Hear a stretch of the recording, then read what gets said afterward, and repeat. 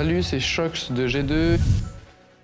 Okay, it's episode 37 of Counterpoints. Yeah, guest is Janko. Like, that's how you can tell already that we're going to struggle with this one, boys. A lot of people reamed out here from events. Although, actually, amazingly, Janko's reamed out from not going to an event. Like, I know a lot of you saw, like, oh, what? The EU Miner's got a pretty good talent list. Janko, Thorin, they're all there. And then I thought Janko was going to be there as well. Then on day 2, I thought Janko was going to be there. Then eventually the word reached me, Janko would never be in fact coming. So you're going to be doing ECS though, right, Janko? I will. I promise. I swear to God, Duncan. That was the sacrifice. To be fair, I was in the same boat as you. I was expecting to be there from the beginning. I was expecting to be there day 2, day 3. But the lovely British government, again oppressing the Serbs, didn't really want to give me my passport back, so not until Monday at least. So finally, I got my passport on Monday and the visa. So if that bloody Angela Merkel had her way, you'd just be able to waltz into the UK with absolutely no passport check whatsoever. You know, especially even better if you don't even come from a civilized country. Yeah, with all the homies passing through. Exactly, and just say you're 15. So, you know. We've gotten political in the first minute of the episode. That's a new record. I like it. Does it remind you of the Pro League online season, Jason? Yeah, that was a mess, wasn't it? I was just like, please, guys, like as a desk host, there's only 2 topics I'd like to avoid. Politics, religion. First day, every day for my entire season was Matt and Sponge bringing up politics and religion. Okay.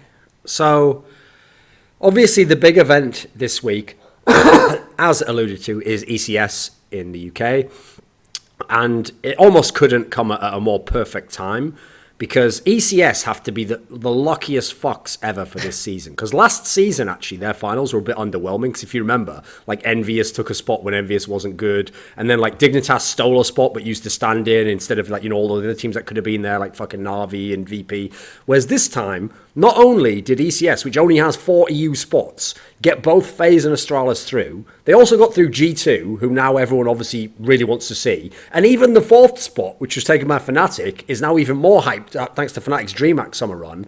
And so, to me... They also have the 4 best NA lineups. Yeah, so 3 of those don't matter, mate. Don't ever interrupt something really good that I'm saying to tell me some shit like that again. So, yes, Moses, they have SK Gaming. I agree. That is really exciting. So, anyway, the key part to me as well is that... Where am I going with this? Moses interrupting my whole floor. Get straight fucking here's the point that people haven't realised. The ultimate reason why ECS, this is the storyline for this event, right? ESL1 Cologne, it looks like a fucking banging event, and by all accounts will be very good.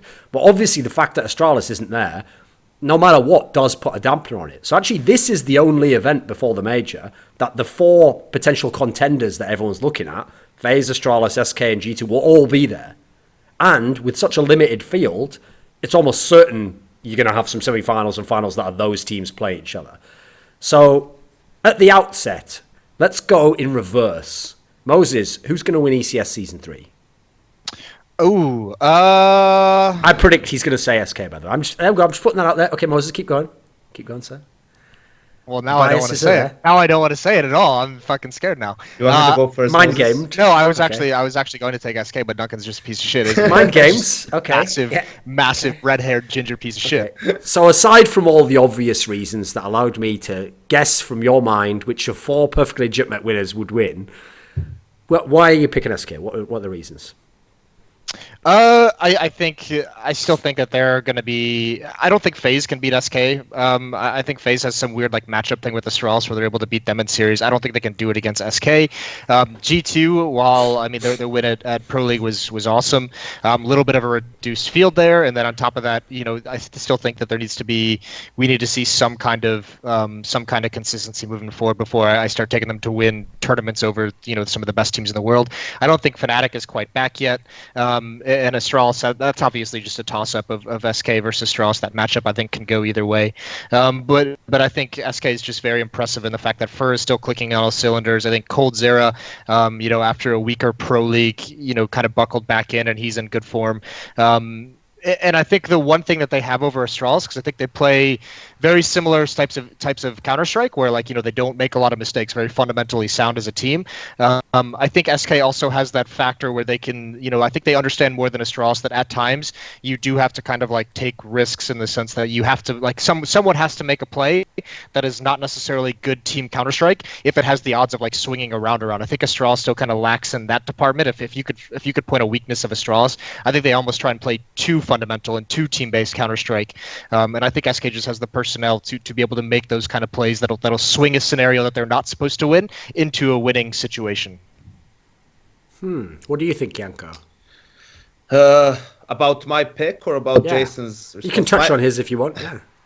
I mean, it does make sense that SK does have that X factor, but I still think that they have work to do, especially with their map pool. I mean, they still don't know what their map pool looks like. Right now, like Mirage is their strongest map, most likely, despite losing to CLG. At DreamHack, and after that probably Cash and Cobble, but still everything's like up in the air. Sometimes they look amazing on Overpass, sometimes they just look like dog shit.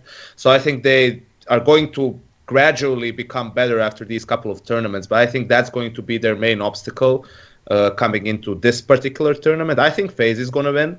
One of the main reasons is the fact that they haven't played an official game for a very long time, haven't played a LAN tournament since Sydney, not qualifying for Pro League finals. So they had a lot of time to just iron things out, work on new things, because even when they won events, when they beat Astralis in Sydney, it was mostly due to individual performances rather than them outplaying like Astralis mostly, on a team level. I think actually that FaZe probably played their best version of Counter-Strike in Poland, in Katowice, when they only had 3 days to practice, which does sound a little bit absurd.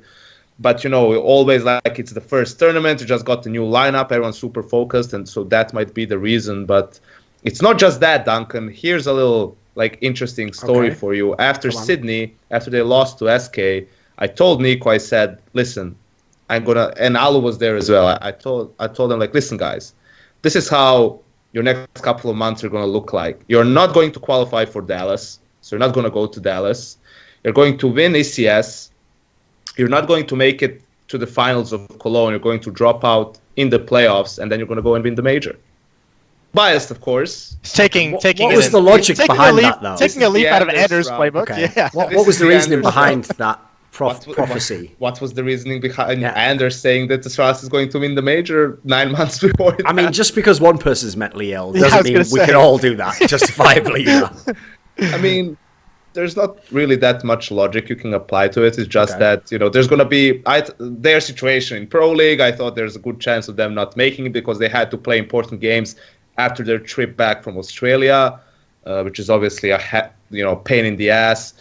And then after that long break, you get to work things out. Then you win a tournament, obviously. Before the major, you're maybe even going to try and, not necessarily save things, but maybe feel things out with some of the other teams and so forth. So maybe and eventually someone's going to have to beat you. I mean, there are good teams are improving. There's a lot of great teams there now. And then at the major, it happens for Nico. It happens. You know what I think is going to be an underrated storyline with FaZe is because this is a team that I think benefits a lot from the kind of meta that we have where the low econ force buys and everything are so impactful is that UMP nerf, because we haven't really seen them play a tournament since the UMP got nerfed. Wait a minute. What UMP nerf? It was at the end of May, right? What was the nerf though? What was the nerf? They just decreased its range. I mean, sorry, it's my mistake. Sorry, Janko. Was anyone actually taking long range UMP battles? Was that the problem? Hence the underrated storyline is to see how much, if at all, it is actually going to affect them. I mean, I'll just go ahead and tell you. I'll spoil the whole movie for you. It doesn't change anything whatsoever. So there's that. It's incredibly strong and it's still very overpowered and it's still very, very good in those mid-range situations, obviously. But it will just kind of be fun to see. And even saying that, I know that FaZe likes to use a lot of deagles anyway, so it may not be wholly impactful. But I think it could be just interesting to see if there's any kind of a dip in how many of those they win, because that was one of their big strengths in some of those matches, was more even than other teams able to win those rounds where they have 2 UMPs and 3 deagles or whatever it might be. So see if that changes anything. I mean, to me, that's the interesting thing about this field as well, is like G2 and FaZe, as long as that meta continues to exist, which is no reason it shouldn't, because as I kind of alluded to, that wasn't really a nerf to the UMP. Those are the two teams who, it's not even like you can say like, oh, they're going to use those to win. That is the only way they will win. They will definitely do that. And they will either do UMPs and force buys and low econ buys and lose, or they will do it and win. Like those two teams, that's just going to be their approach.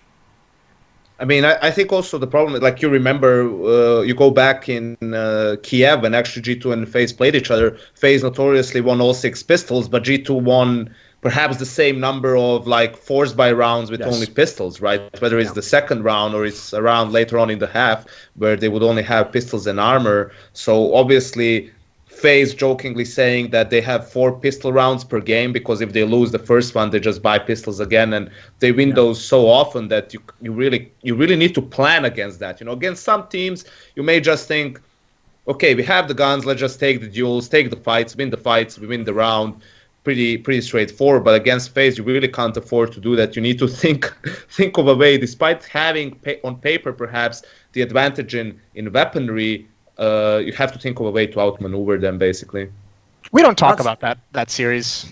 We like to keep that series out of our minds. That is, the thing is, though, that's like one of those stats where it's amazing people don't keep a track of like key stats. Like I'd love to know when you have matchups like this, like which team is better in pistol rounds in general, you know, who wins the majority of them, or who comes in from tier 1 teams, do they win the most pistols, you know. You'd think that would be a key stat, but no one keeps track of it. Because for example, when you look at these teams here, like of these 4 teams, the only one who isn't really like notorious for winning second round when they lose the pistol is SK, really. Like they're good, but it's not like a specialty of theirs. Because the funny thing is, Astralis wins a lot of second rounds when they lose the pistol, but they obviously do it like it's like a tactic. You know, it's nearly always T-side they do it. They buy Tech 9s and armor or something, and they clearly do like a coordinated rush. But they still win it a lot. You know, it's not like they just abuse a deagle or something. You know. Yeah, I think it's also really important to point out to people that this is not just like, oh yeah, they're lucky and they win these rounds, or in whichever way they win these rounds, it's a huge aspect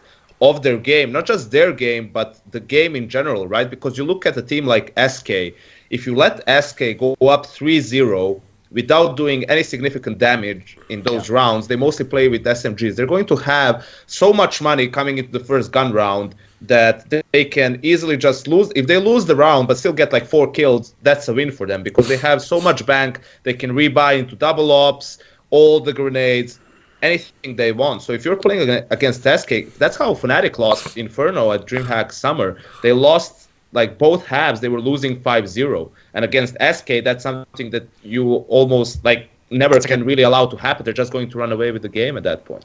Yeah, it's a death sentence at that point. And that's always the main crux against the low econ meta that we have, and the UMP in particular with its money bonuses. It's not necessarily the weapon itself, but the impact on the economy, where you just have to buy into those second rounds. I think that's kind of the interesting thing as well, Doug. And if we're gonna keep, like, there's so many different nuances. If we're gonna keep track of those pistol stats, like, yeah, it's important, but then you have to have that, like, how many, if you win pistol, you have to have the additional stat that's like how often do you convert that into a 3-0. Yeah, and exactly. then you have to have the asterisks where it's did the team, you know, plant in the first round and able to buy AKs in the third, and should we exclude that? There's a lot of like small nuances to keeping those stats that's so crazy. I think that might be what shies away from it maybe a little bit. But we skipped you, Duncan. Do you have the balls to say G2 is going to win ECS? No. I actually think, unfortunately, that of the 4 teams, I would say I think G2 has the worst chance across the board. Because, for example, like they have the worst map pool of all those 4 teams. I also think that like their style of play. Here's the thing, okay, when FaZe does all the force buys, I actually think it logically makes sense. Like, I think if you look at the skill lineup that they have in FaZe, and also you look at like how many good Deagle players they have, for example, I think a lot of the force buys they do, I won't say they're all logical, but I'd say within this meta, they're worthwhile gambles in general, you know? But I hate the fact that G2 simultaneously force buys to oblivion. You know, they do it until they win, and they're just so skilled that, especially against lower teams, they can win. And then secondly, as soon as they get money, straight into a double ops, the most expensive possible buy. So it's almost like you're guaranteeing you will either win the whole game 16-3, or you will definitely have a really tough, like, 16-12 win where you have to go back and forward and win a bunch of force buys. So I feel like that's not a great strategy, especially with all the best teams in the world, as in among the elite teams. Like to win this tournament, if you're G2, you probably have to beat 2 of those other 3 teams to win the tournament. So I think that's a bit of a big ask. So personally, I'm going to say Astralis, and not in as much as I'm like confident they will win the tournament. I just feel like as a team, the consistency they have and the map pool they have, I think is really good to have a good chance to win this one. Whereas every other team, I have like a little question mark for each of them. Like if, for example, the one I really want to see, if I could set my dream final, I want it to be SK versus Astralis in the final, because I think that would be an amazing series. We haven't seen it yet. I think it would be really, really fun. And crucially, one of the key things I think you have to beat Astralis in general is you've got to have like people who, like it's the problem with this is it's very poorly defined, but people usually say like clutch factor or like the it factor or whatever, which is like a very, very vague way of saying it. But those clearly are the teams that were able to put Astralis under pressure. You know, it was VP in the past, but obviously VP's dead at this point in time. Rest in peace. See you in Poland, or not, as the case may be. And but I feel like SK is one of those teams who has that. You know, like I don't think that SK is by far and away the best team, but I do think if you put them in like a finals scenario, that clearly some of those players, like a perfect example from DreamHack Summer, okay, is that. In no universe, let anyone convince you that Fallen was like one of the MVPs of that tournament, really good. Fallen actually had a very underwhelming tournament, but what he did was, every big game, he had a couple of rounds that were like amazing clutches or ridiculous play. And so as a result, that is if we have the perfect term for this in basketball. You know when you hit the shot late where the game's still close? It's not completely over, but it's called the dagger shot. And the idea is that's where the other team was like getting back into it and it was still close. But like that's like the one that's just the back break, you know, it's just a little bit too far and it just kind of like crushes the morale of the other team. And that usually is what like, you know, which way both teams are headed from that direction. You know, the other team kind of won't have the mental fortitude to climb out of it. So I feel like SK is a team who has that set up to be able to do it. Like they could do that to Astralis. But I actually think that the map pool between these 4 teams is crazy because I feel like SK and FaZe, I actually think they're both living a little bit off some of the results and thinking they have a better map pool than they do. Like, if you talk to Carrigan, he makes out like they can play all 7 maps. Bullshit. You might have won some of those maps, but mate, you were losing some of your own maps to SK. Likewise for SK. I don't get why people still keep making out like Train and Overpass. Oh, they're monsters. They really are not. Like, go watch them on Overpass. They fucking collapse, mate. That map is really risky for them. So I feel like that's the key thing is when they come against the difference. Okay, I'll outline it like this. The thing I think Astralis has going for them is that Astralis actually knows legitimately what their best maps are. And they know which ones to go to and which ones to go away from. It doesn't mean they win them, but I'd rather be the team that knows what my best maps are, you know.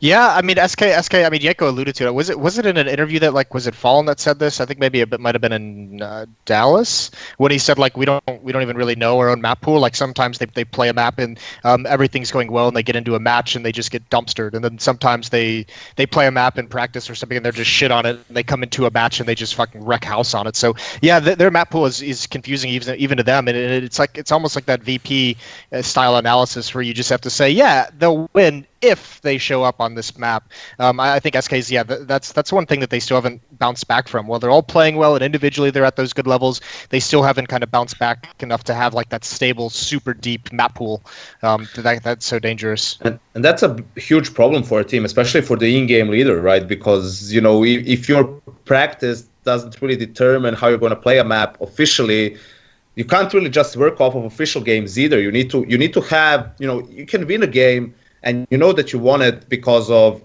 I don't know, Fallen and Phelps having a great game, right? As you said, the X factors. But that's not something that you can rely on, right? As an in-game leader, you always want to have a game plan. You always want to have something that you can do over and over again and keep like winning the map or keep beating teams. So that's something that if you can't pinpoint why do you suck on a map or why does this map that works great for us in practice, why can't we replicate that in a tournament? Is it because the opponents are stronger? Is it because we're not doing something as well as we did in practice? Is it because we're just struggling individually on in this particular game?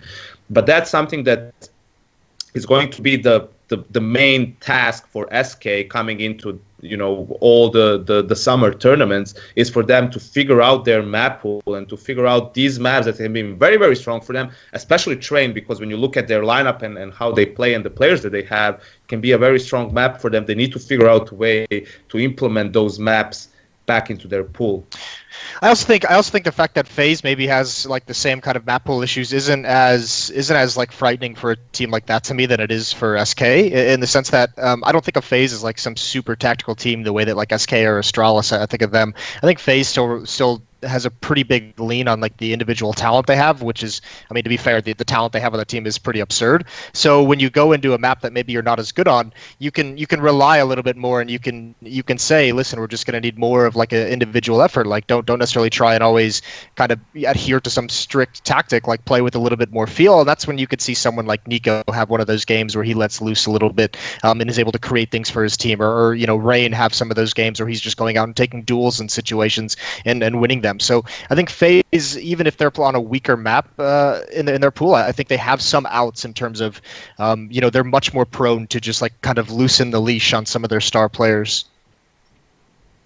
Also, that's like a classic example with FaZe of why people should really be careful what they ask for when they're like, oh, it's oversaturated, less events. Mate, this is when they just missed a couple of tournaments. What if you just missed, let's say there was only 3 tournaments, one each month, and then you'd missed qualifying for 2. Imagine talking about a team. Yeah, we didn't see them for 3 months since they played. Like, it'd be like garbage, wouldn't it? You'd have nothing to base it on whatsoever.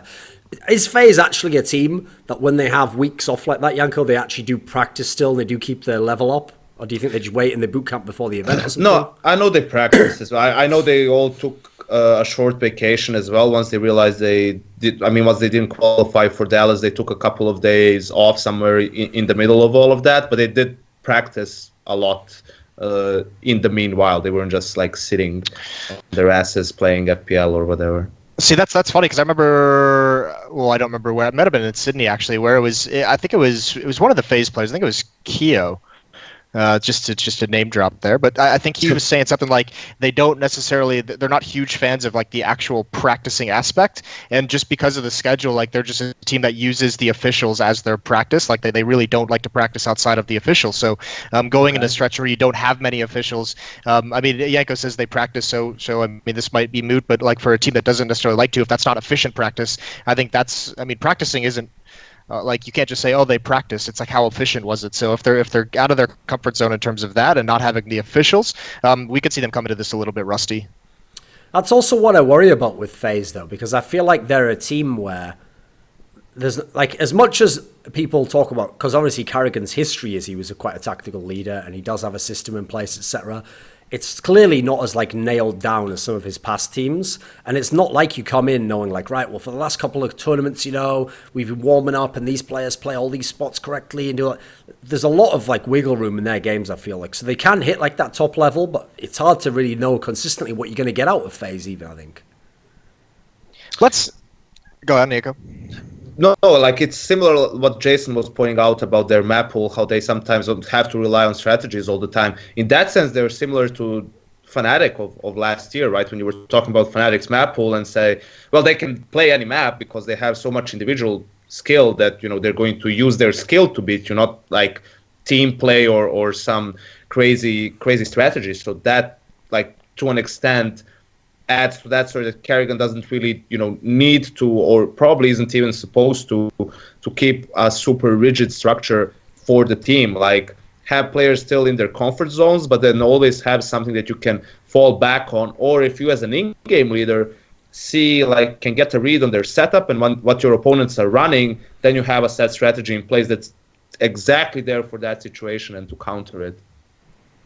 So I think actually another reason as to why just a factor of the format that makes Astralis have a good chance is they are obviously the ones who locked out with the group draw because they got in the group with all the underdogs, basically.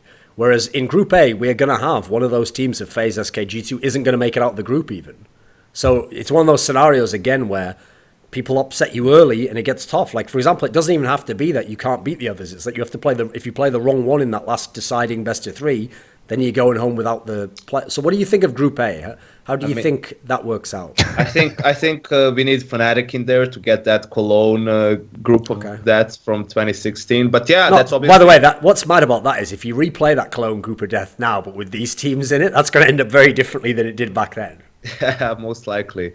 I mean, obviously it's a problem. I have to say straight off the bat, I don't see Optic like winning 2 best of ones basically, because it's like, you know, best of ones initially, maybe there's a chance. There's no chance. I think Optic better not drop the fucking soap. That's all I'm saying.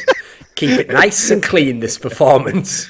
Man alive. Well, what I like here is the fact that the elimination game and the decider game are best of 3. So neither of these 3 teams are going to drop out of the tournament before playing a best of 3, and presumably we're going to have a matchup with 2 out of the 3 in a best of 3 to decide who's going through. So it's not going to be any bullshit about playing a best of 1 and then having to drop out in some of those situations. That being said, for SK, for example, their best bet is probably NG2 to try and go out in first place, winning 2 best of 1s, because I think FaZe has an advantage when it comes to the map pool against these 2 particular teams. Huh. Yeah, well, I mean, I also, when this group came out, it was just funny because I heard Duncan's fucking giggle when Janko started talking about Optic. Like, I don't think Optic has any chance in hell of getting out of this group. I think they're just going to get banged out. Although it will be interesting because like a team like G2 has had some close matches with them to start some group stages. And G2's been a little. Jason, bit like, let's save the NA hope for Group B and like. No. I just said I don't think there's any chance. There's no hope here. I said there's no chance of them getting out. It was just interesting seeing because we have seen G2 kind of falter like that in some early matches and group stages. Exactly. I actually think hope is dead, much like Bob, also dead. R.I.P. Much loved American comedian Moses. What's wrong? Speaking of which, actually, that reminds me, by the way, here's a good one for you, okay? I once heard this comedian who said this joke that apparently got him like banned from a comedy club, but it was straight fire. So you know it was famous, right?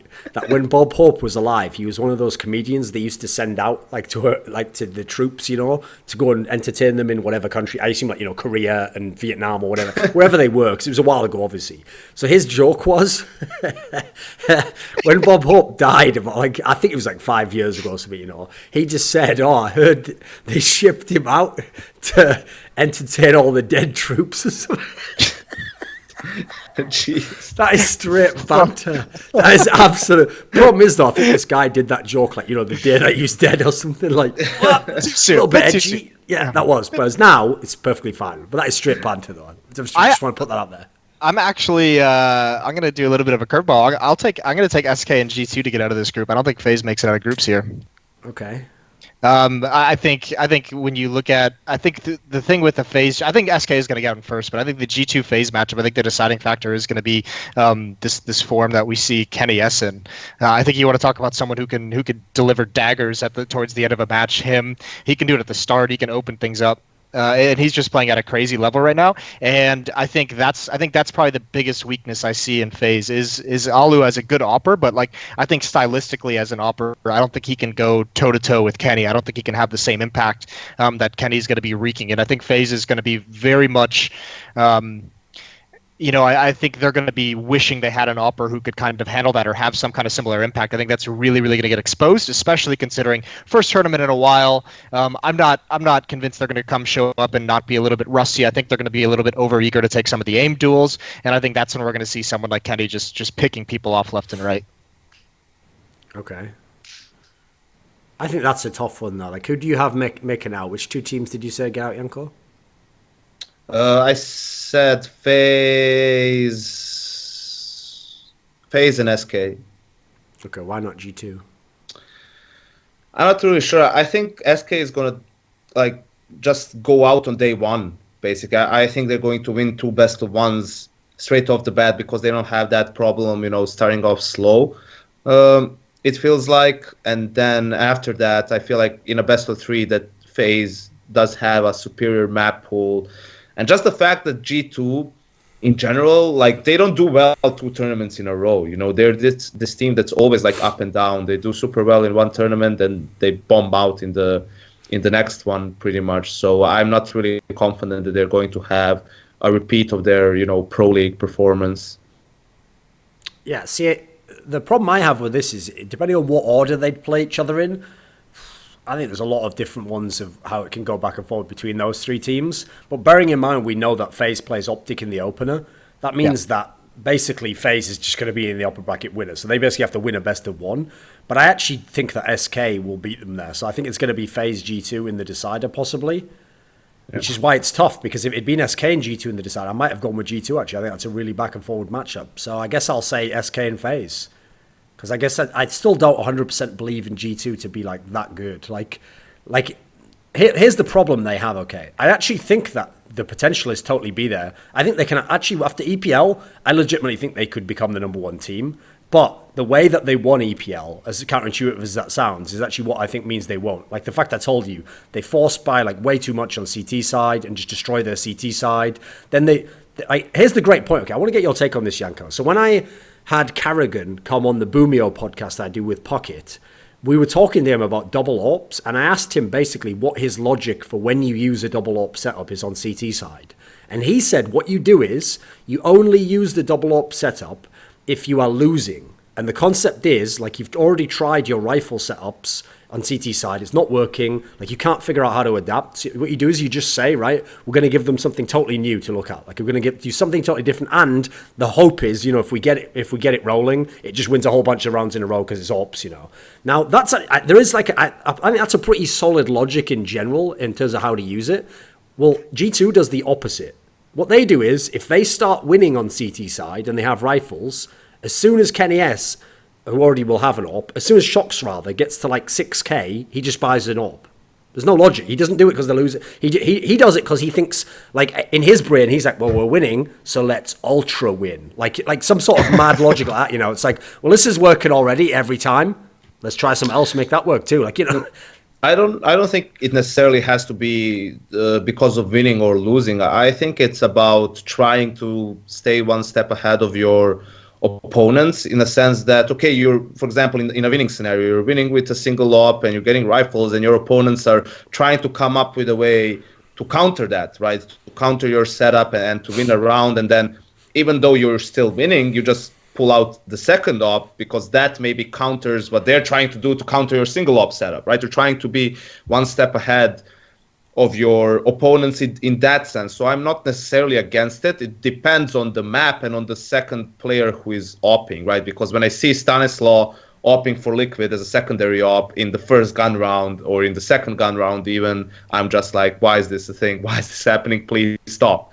But, in a situation where you have someone in FaZe like Nico, for example, or shox who can be very proficient with it at times, then it's, it can be fine. The problem is most of the times these players start overdoing it. They start overusing it when it actually becomes detrimental, to the extent that sometimes a double op is easier to counter than a single op, and they keep rebuying it every round, and their opponents kind of start punishing them for it. Yeah, but that's one of the problems I have for G2, is that every single AWP that shox buys is potentially an AWP later in the game that you don't have the money to buy drop Kenny S. I think shox it still seems like he's just using it as a crutch. He just doesn't seem as confident, like that confident shox that we know him as, and maybe it's his way to help alleviate some of the pressure of being like the in-game caller, and kind of dictating that thing where you don't have to be like super aggressive. You can hold an angle and kind of call things out to your teammates. You can play a little bit more passive and just chill with the AWP, and maybe that's the way he kind of gets out of that. I personally don't like it, but I think it is something that is used. I don't fully agree with Kerrigan. I think a lot of teams get to that point, right? Because we have the situation where teams, you're constantly investing, right? As the losing bonus kind of builds up, when you're trying to kind of swing things around, you're getting the UMPs, the Tech 9s, the Deagles to try and do some damage, make some magic happen, and eventually the losing bonus builds up to where you can just flat out avoid double ops. And then you're like, all right, let's fucking do it. Let's get the double op. Let's switch things up and see if it helps. I think that's the concept, but more so, I think most teams use it to just kind of, like Janko said, just kind of switch up the look and try and stay a step ahead. As well, if you think about it, the double ops is great against teams that at a certain point in the game where they just have to buy to get rounds on the board when they're kind of in that desperation territory on the T side, because that's what they're missing, like the one smoke, or maybe they have 3 smokes and like 2 flashbangs for the whole round instead of a full kit. So that's when the op is going to be able to find some of those duels out in the open. And also to just quickly touch on Kerrigan's logic, like for me, it's even more predictable, to expect a double op setup if you're beating someone, right? So from his perspective as a losing team, right, you try things out, like first gun round, second gun round doesn't work. If I was like the opponent then, like on the T side, and then FaZe was on CT, I would expect them to go for double op because that makes sense, right? You've been beating them in, normal gun rounds where only Alu has an op. They had to try to adjust somehow. They are going to whip out that second op, and then you can kind of plan against it. I think more than anything else, it's just a sense of teams and even more so players individually saying, I think I need to take matters into my own hands. Like I'm going to get the second op for this second bomb site and either try to get an opening early on or just be more aggressive with the op, try to disrupt their play. I mean, one thing I will say that will be good for FaZe is that if you're playing against SK and G2, well, we already know FaZe in theory will just go to the cobblestone ban anyway, so at least they take that map out, which at the moment both those teams are very proficient on. Like, you don't really want to play either, so I think actually gives them a very good chance against those two. I mean, the double op for SK just strikes me as a situation. I think it just is like map dependent for them. Because we see Taco picking up the second op a little bit now, him and Fallen, and then there are maps where Cold Zera will pick it up as the second one. Not so much recently, but it still happens from time to time. And I think it just kind of goes. I mean, a map like Overpass, I don't really think they double up all that much. They just let Fallen do it, over towards bathrooms because he's so impactful. So I think it really is just with them. It's just kind of we know this double op for us can work in these situations on these specific maps. But it is very much a little bit frightening when a team like G2 picks it up as the crutch. Like I said, I think FaZe even Kerrigan picking up the double op. I know he's been an opper in the past. I'm not a huge fan of it, but I think they kind of have to do it at times, which is weird because, like I said, they don't have that like playmaking. That playmaking opper, like Alu, to me, like he does, like he just strikes me as like that kind of guy who's not really going to peek or make the insane plays or open things up, but he's going to hold the angle and he's just going to nail the shot. And then maybe he gets aggressive in the mid round, but he doesn't strike me as an opper that's going to open up rounds on the T side with it. Does anyone have Astralis not getting out Group B? No. Nope. Okay, so then the question is, who is the second team to get out, Jason? Fnatic. Fnatic, but I could see, I mean, Liquid's looking better recently. I could see them challenging. The interesting thing about Fnatic versus the two NA teams, especially someone like Cloud9, is I think stylistically, while Cloud9 is obviously like the lesser team, and you put Fnatic over both Cloud9 and Liquid, I think stylistically Fnatic's has a chance here to drop out in groups, just because Cloud9's very momentum, very individual based, and if you get someone like Stewie and Automatic going off against them, Fnatic doesn't have those tactics to fall back on. They're not going to have the great switch up that we're going to see to kind of slow that down. So it's very momentum based, right? Because we know Fnatic is going to also really, really enjoy some of those individual battles that Cloud9 can thrive off of if their players are hitting their shots. I think the intriguing one is going to be Liquid versus Fnatic. We see them versus Stralis first, but I think Liquid's been much improved with how they've looked recently. JDM's been more involved. I think some of their players are hitting better cylinders. I think Twist is kind of starting to get comfortable in this team. I mean, it's just kind of a shame that we're still at that point where it's like, what are we going to see out of these NA guys? Like, we don't fully know what to expect out of them. It's just kind of like, where's the growth? Will we ever see them start challenging these guys? I think this run of tournaments as well is actually not just ECS, but then like Cologne, the major. I think this is kind of like, if Liquid doesn't show something here, some massive improvement, I almost feel like we're at the point where that lineup's got to start looking at other options, right? Like that core has to like just say, all right, we've given it 2 years. We still haven't really, outside of having Simple on our team, haven't really impressed anyone for consistent periods. This is where we need to decide if we're still going to move forward or what the changes will be, either personnel or how we play the game or whatever it might be.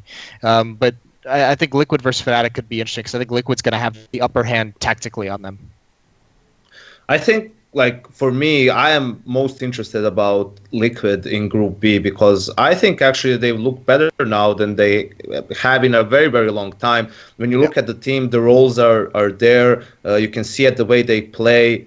We talked about it in Dallas. Like, it's a good fundamental Counter-Strike in a sense. They are a proactive team, right? They are not passive. They don't wait for their opponents to come to them. If they are losing control somewhere on the map, they're going to try to regain it somewhere else or going to fight for that part of the map. So they play good CS. What I want to see from them is, in time from Pro League up until now, how much time, or have they had enough time to work on their map pool? Because that was the biggest problem. They don't play either cash or overpass, which obviously, whenever it comes to a best of 3, you're not going to be able to veto both maps unless you're very lucky and your opponents don't play one of the two as well. So Liquid also does a very, very good job of preparing for their opponents. Like, it would still be a big upset, but I wouldn't be surprised if I see them beat Astralis in a best of 1. Astralis, this iteration of Astralis, unlike the previous one, isn't known like to straight get out of groups and then struggle in the playoffs. It's actually the opposite. They are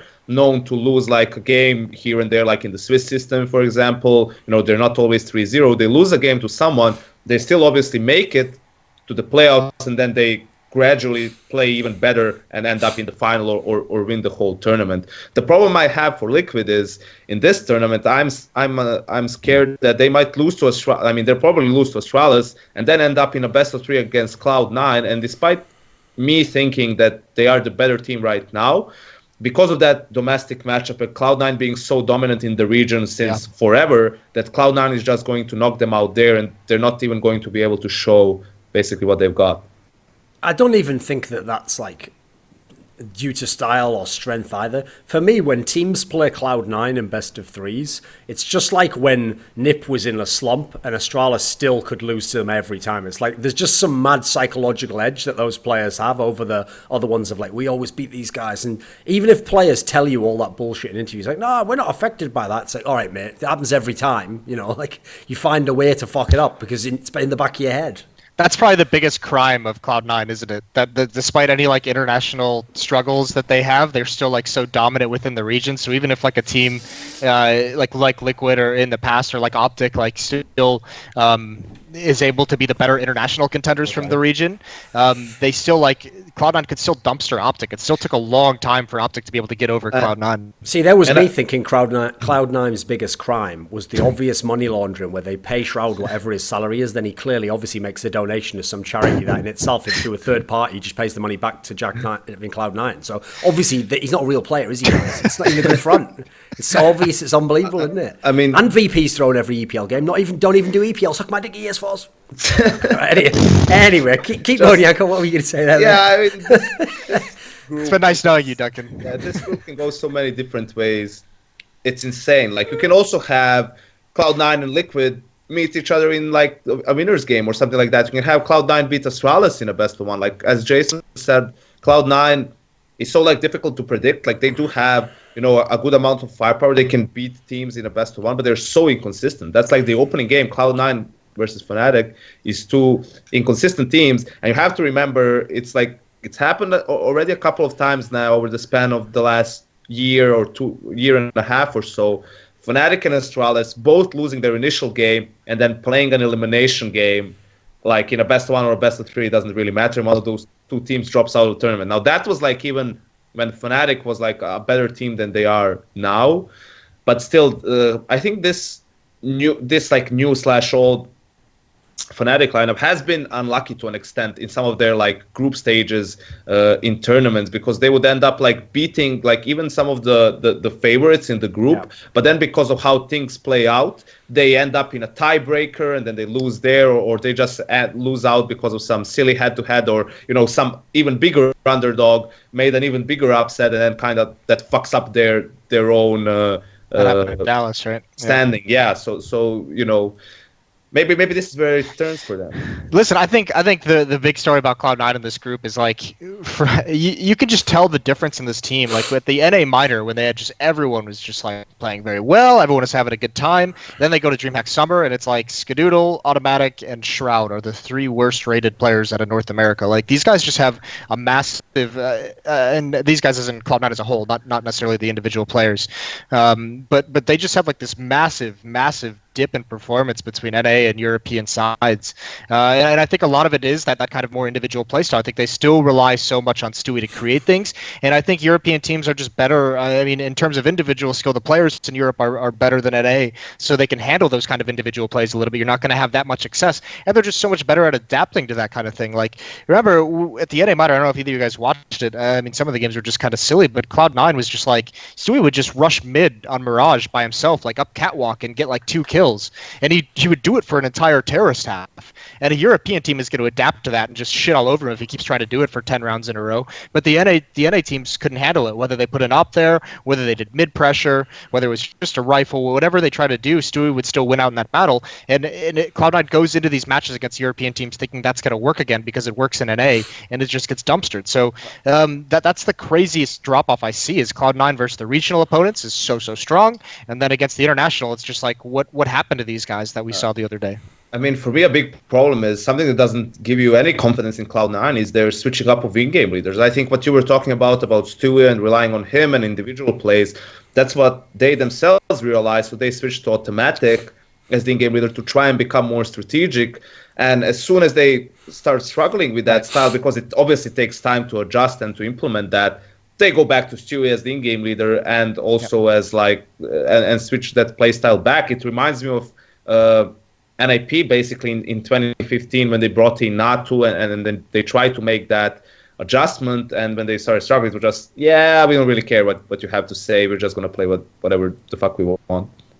Yeah, I mean they're content at the moment, right? And that's been the criticism of them for a while. I mean, if you're not going to make those short-term sacrifices to improve in the long run, then this Cloud9 team has hit their ceiling. We know what their ceiling is, and it's not a very pretty sight. So that's the big worry about these guys. That's always going to be the knock on them until something changes. It's either taking those short-term hits and becoming tactical, and maybe if you're doing that, maybe part of the fear is when they do that, they're going to realize that if they're going to be a more tactical team, they're going to have to change how they play. They're going to have to get different players in different roles, whatever it might be. Maybe that's why they don't want to do it. I mean, this is just kind of like the easy route at the moment. Is this kind of play style that they're using? So just again, it's like a waiting game with them. It's like, see what happens, like how many disappointing performances until something changes. So we'll see. What boggles my mind though with Cloud9 is even if they had the exact same results, but their attitudes publicly were like, we know this isn't good enough, like, there's something wrong with the style that we've got, and we need to look for an in-game leader at some point in time. Even if this is a temporary solution with, Stewie, we're going to look to get it full-time. If they were like that, you'd get the sense that they actually at least got what was wrong.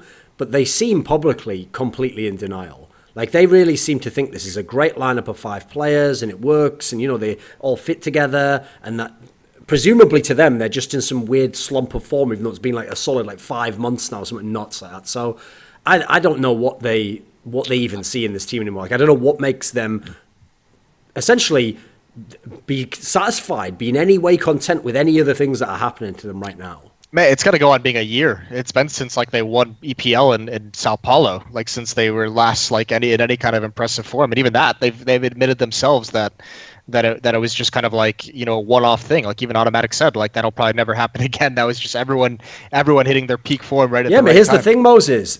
I agree. Automatic seems like a very level-headed guy, and his interviews have all been like that. But very recently, did you see that interview that Stewie2K did, where he compared Cloud9 to VP and said that we're like VP? And I think he did make the context, we're not as good, obviously, but he made it sound like, just like VP, any day we could just turn up and be one of the best in the world. And I was like, you can't. No, here's the thing. Maybe he just misphrased it. He meant for one day we could turn up and be one of the best teams in the world. Yeah, the difference is VP can do that any day. You can do that one day. Big difference. Well, and also I mean, if it's we can show up and hit our peak, or we can show up and be the worst. Well, VP's peak is winning an entire fucking major event. Cloud9's peak at the moment is maybe getting at a group stage. That's kind of the differences between these two teams. And no one's depressing North America talk. And here's the thing. I guess in the context of NA, they do still have a bit of the VP, as much as, they have the psychological edge on people. Yeah. But that's the difference. Internationally, there's no one scared to play Cloud9, mate. Oh, they love it. No one's going like, oh shit, oh my god, we got Cloud9 first round, fucking hell. Yep, you kill one player and they're all legends, mate. And VP's really good, and they have kids, which apparently makes you worse. So Stewie2K has 0 kids. He is a kid. Oh my god.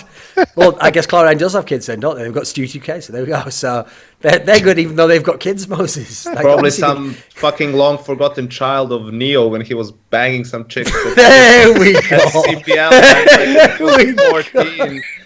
Because that's how long he's been playing the game. There we go. You didn't have any clue that was coming out, did you, Moses? I did not see the turn that took. Bloody hell. I mean, on the VP note, can we just confirm that they are back because they won the Adrenaline Cyber League 2017 over Navi 2-1.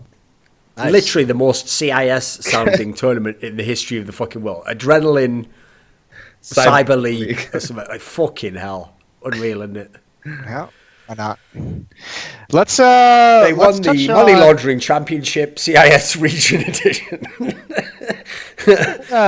Duncan, what did you make of because you made that video a while back when Kenny's form was improving, that Kenny S is back, and you were like, it's not hyperbole, it's I'm not jumping the gun. Mate. What is there going to be an Olaf Meister video coming out anytime soon? How are you feeling on his performance? I do think Olaf Meister's gradually on the way back. The key thing to me is that it doesn't look from watching him. Here's the thing, actually. What I find funny about Fnatic is I actually don't think they were overhyped a few months ago when they got the lineup back together.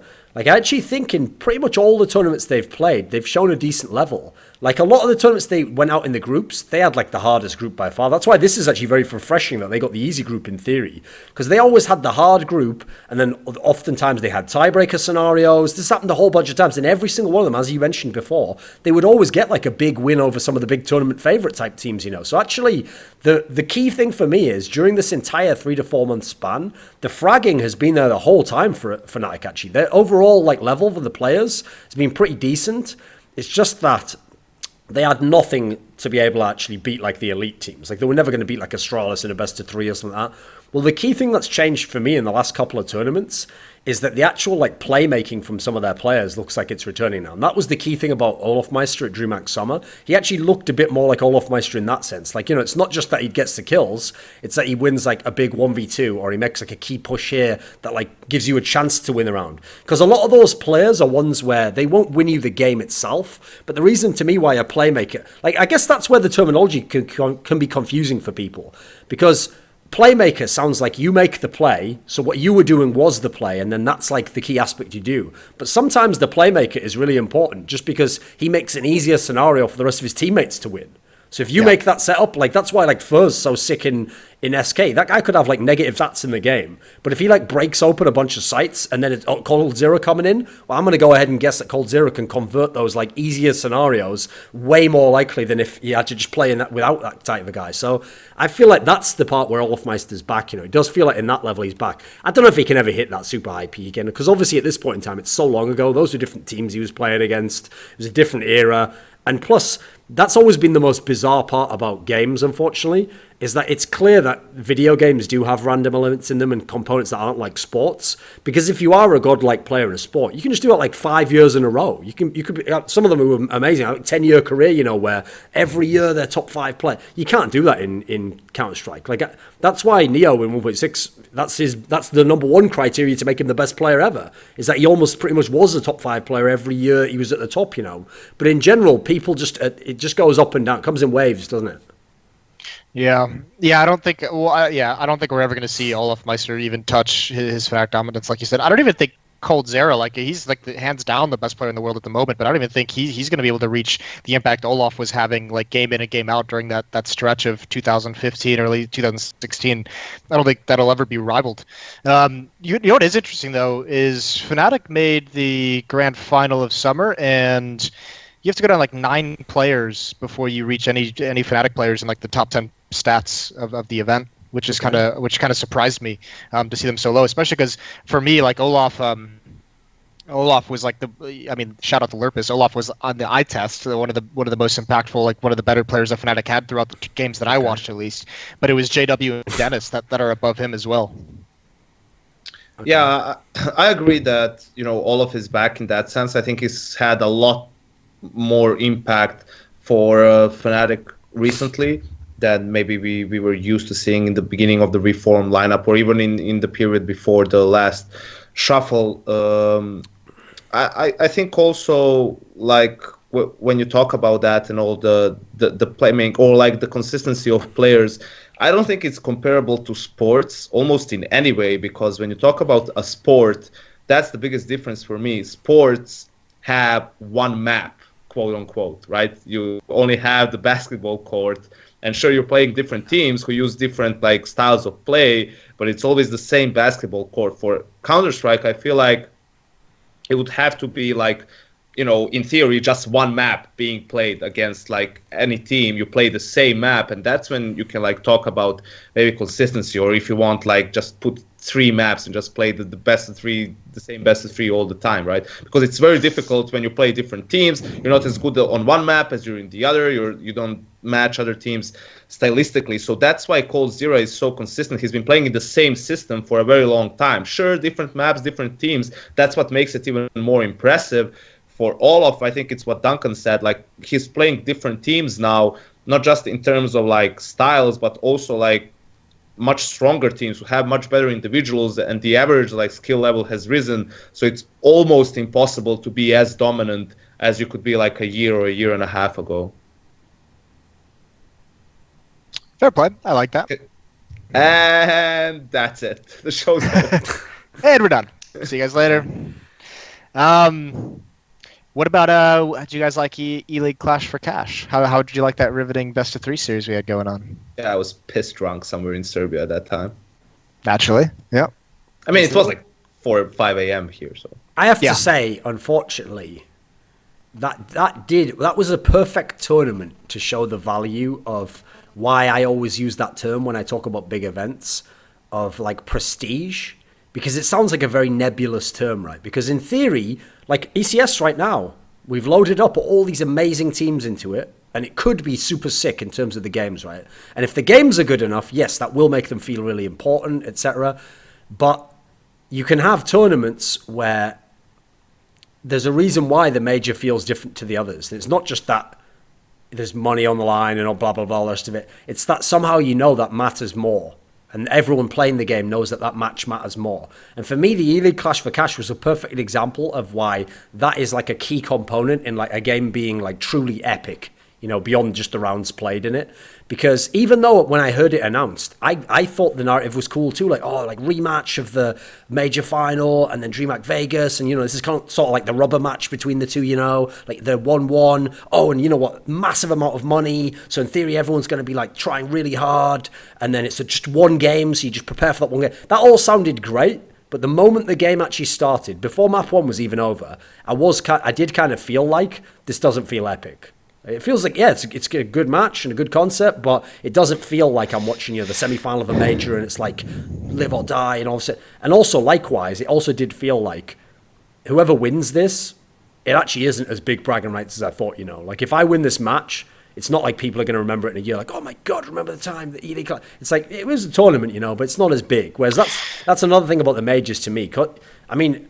Because there's only 2 or 3 in a year, when you lost it, that you just lost your chance for the biggest tournament for like 6 months or something. There's a lot of weight on it, Yeah, I mean, I understand. I like the concept and I like the idea, and I understand why they picked VP Astralis. But yeah, the narrative coming into that was like it had been 4 months since their matchup at Vegas.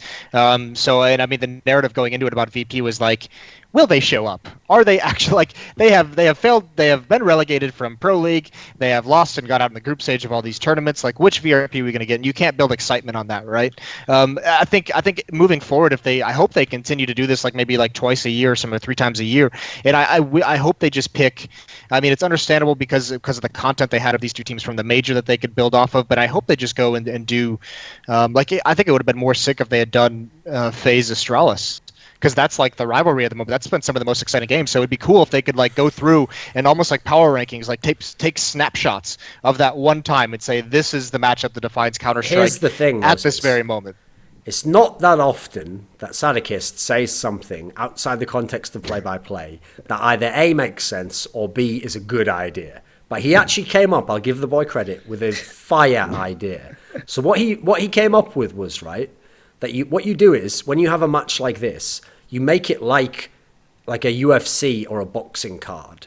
And what you do is, so okay, this match was Astralis versus VP. And then you would have had an undercard match, which would have been like FaZe SK. That would be the contenders match to decide who plays in the next one against the winner of this one. Yeah. I think now that's fire. great. I think if we're going to do that, it's obvious that we need Bruce Buffer to be the like stage host or whatever. Yeah, just and now. Yeah, that'd be cool. But that starts to get it into starts to move it in from like a one-off like tournament that they had designed it to be into like an actual circuit, right? That actually starts turning it into some kind of a tournament structure and circuit that we're gonna have to see multiple times throughout the year. I feel. This is a way to just, you only have to have 2 matches. It's just a way to set up the next match. And then you even do the face-off, when the team wins, like, yeah, well, I'm going to fuck you up next time, bitch. Just have config there to do the interviews. That's another move you could do. Why don't we just have config there when he's not even playing to just give his thoughts on each team about to play? Like, just put a microphone in front of him. Yeah, why not? Just dial him in. How fucking epic has he been recently? That's such good shit. Unreal, I fucking love it. And everyone who thinks that's just like they're BM, they're this and that, can go and suck a dick. Like, grow a pair of balls.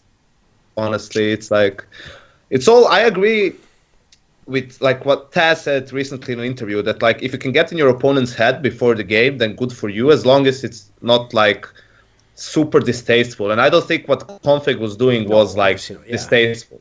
I think it was, sure, like he curses here and there, but I don't think it's anything super BM. And if he can make his opponents mad and tilt maybe during the game because of what he said in the pregame, then that's an edge that he can gain over his opponent. Yeah, exactly. I mean, to be fair, it was just banter. Like, it's not like he was like, yeah, I'm looking forward to going home to my dog, and you to your wife, also a dog. Like, it's not like he's bringing people's families into it and shit, is he? Like, come on. It was just like, I mean, all he did was say, I'll fuck you up. Like, yeah, it's just banter, isn't it? No, the best part was how he was like, he was done, and then he realized he can add a little bit to it, and he just goes back, I'm gonna fuck you up. My favorite was the one he did for Na'Vi, because it was actually genius. Where he goes, you have Simple, you're the best player in the world. You also have C's, the worst player in the world. Doesn't work. Like, that almost had it's still just banter. It's just trash talk. It doesn't even actually logically make sense, but it's like there was almost something to it, and you were like, wow, is that profound? No, it's just shit talk, right? But back into shit talk again. Okay, right. On that note, Janko has to go now. I'm Tobias from Astralis, and welcome to Thorin's YouTube channel. It's a choke-free zone. What up, guys? This is Jordan Nelson Gilbert. We work with the world's top pros to teach you how to take your game to the next level with constantly updated training content. When you're done watching and want to train or warm up, just a few clicks will put you in your preferred training mods like Deathmatch.